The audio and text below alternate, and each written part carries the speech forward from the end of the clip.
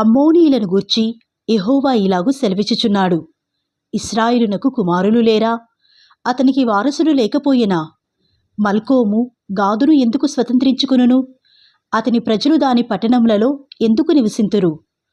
కాగా యెహోవా ఇలాగున సెలవిచ్చుచున్నాడు.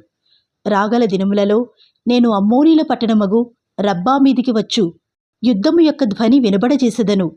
అది పాడుదిబ్బయగును. దాని ఉపపురములు అగ్నిచేత కాల్చబడును. దాని వారసులకు ఇశ్రాయేలీలు వారసులగుదురని యెహోవా సెలవిచ్చుచున్నాడు. హెష్బోను అంగలార్చుము, హాయి పాడాయిను. మల్కోమును అతని యాజకులను అతని అధిపతులను చెరలోనికి పోవుచున్నారు. రబ్బా నివాసునులారా, కేకలు వేయుడి, గోనిపట్టె కట్టుకునుడి. మీరు అంగలార్చి కంచెలలో ఇటూ అటూ తిరుగులాడుడి. విశ్వాసఘాతకురాలా, నా యొద్దకు ఎవడునూ రాలేడని నీ ధనముని ఆశ్రయముగా చేసుకున్నదానా, నీ లోయలో జలములు ప్రవహించుచున్నవని నీవేళ నీ లోయను గూర్చి అతిశయించుచున్నావు. ప్రభువును సైన్యములకు అధిపతియైనగు యెహోవా ఇలాగు సెలవిచ్చుచున్నాడు. నేను నీ చుట్టూనున్న వారందరి వలన నీకు భయము పుట్టించుచున్నాను. మీరందరూ శత్రువునికెదురుగా తరమబడుదురు. పారిపోవు వారిని సమకూర్చువాడొకడునూ లేకపోవును. అటు తరువాత చెరలోనున్న అమ్మోనీలను నేను రప్పించెదను. ఇదే యెహోవా వాక్కు. సైన్యములకు అధిపతియగు యెహోవా ఎదోమును గూర్చి ఇలాగు సెలవిచ్చుచున్నాడు. తేమానులో జ్ఞానమిక నేమియూ లేదా?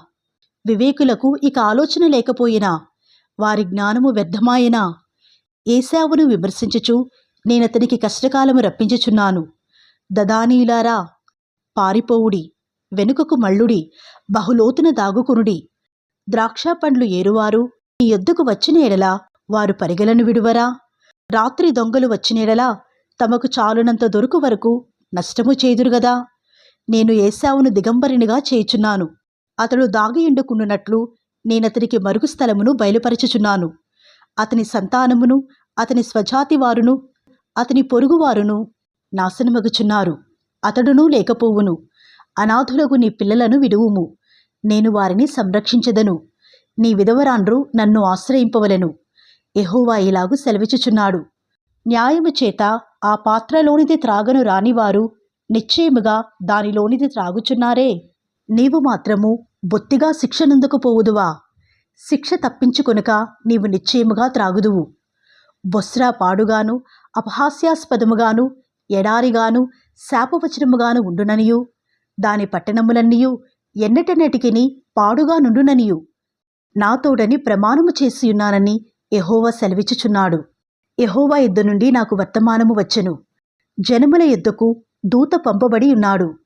కూడుకొని ఆమె మీదికి రండి, యుద్ధమునకు లేచిరండి. జనములలో అల్పునిగాను మనుషులలో నీచునిగాను నేను నిన్ను చేయుచున్నాను. నీవు భీకరుడవు, కొండసందులలో నివసించువాడా, పర్వత శిఖరమును స్వాధీనపరచుకొనువాడా. నీ హృదయ గర్వము నిన్ను మోసపుచ్చెను. నీవు పక్షిరాజు వలె నీ గూటిని ఉన్నత స్థలములో కట్టుకునినను అక్కడ నుండి నిన్ను క్రింద పడద్రోసెదను. ఇదే యెహోవా వాక్కు. ఎదోము పాడైపోవును. దాని మార్గమున నడుచువారు ఆశ్చర్యపడి దాని ఇడుములన్నీయూ చూచి వేళాకోళము చేయుదురు. సొదొమయు గొమెర్రాయు వాటి సమీప పట్టణములను పడగొట్టబడిన తరువాత వాటిలో ఎవడనూ కాపురముండకపోయినట్లు ఏ మనుష్యుడును అక్కడ కాపురముండడు, ఏ నరుడును దానిలో బస చేయడు. చిరకాలము నిలుచు నివాసమును పట్టుకొనవలనని శత్రువులు యోర్దాను ప్రవాహములో నుండి సింహము వలె వచ్చుచున్నారు. నిమిషములోనే నేను వారిని దాని యొద్ద నుండి తోలివేయుదును. నేనెవని నేర్పరుతునో వానిని దానిమీద నియమించెదను.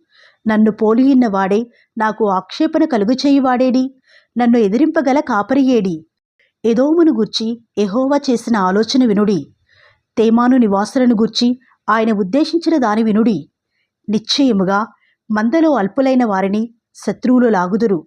నిశ్చయముగా వారి నివాస స్థలము వారిని బట్టి ఆశ్చర్యపడును.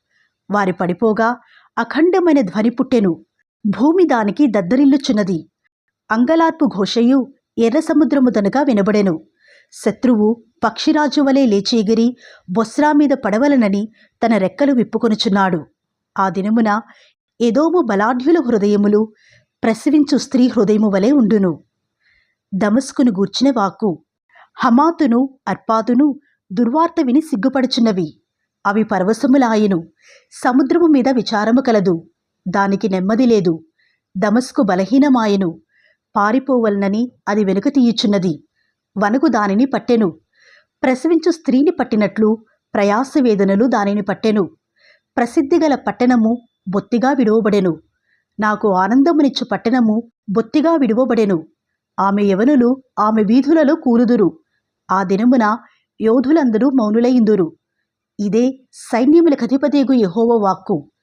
నేను దమస్కు ప్రాకారములో అగ్ని రాజపెట్టెదను, అది బెన్హదదు నగరులను కాల్చివేయును. బబులోను రాజైన నెబుకద్రెజరు కొట్టిన కేదారును గూర్చియు హాసోరు రాజ్యములను గూర్చియు యెహోవా సెలవిచ్చిన మాట. లేచి కేదారునకు వెళ్ళుడి, తూర్పు దేశస్థులను దోచుకునుడి. వారి గుడారములను గొర్రెల మందలను శత్రువులు కొనిపోవుదురు. తెరలను ఉపకరణములను ఒంటెలను వారు పట్టుకొందురు. నఖముఖాల భయమని వారు దానిమీద చాటింతురు. హాసోరు నివాసులారా, బబులోను రాజైన నెబుకద్రెజరు మీ మీదికి రావాలనని ఆలోచన చేయుచున్నాడు. మీ మీద పడవలనను ఉద్దేశముతో ఉన్నాడు. యెహోవా వాక్కు ఇదే. పారిపోవుడి, బహులోతున వెళ్ళుడి, అగాధ స్థలములలో దాగుడి.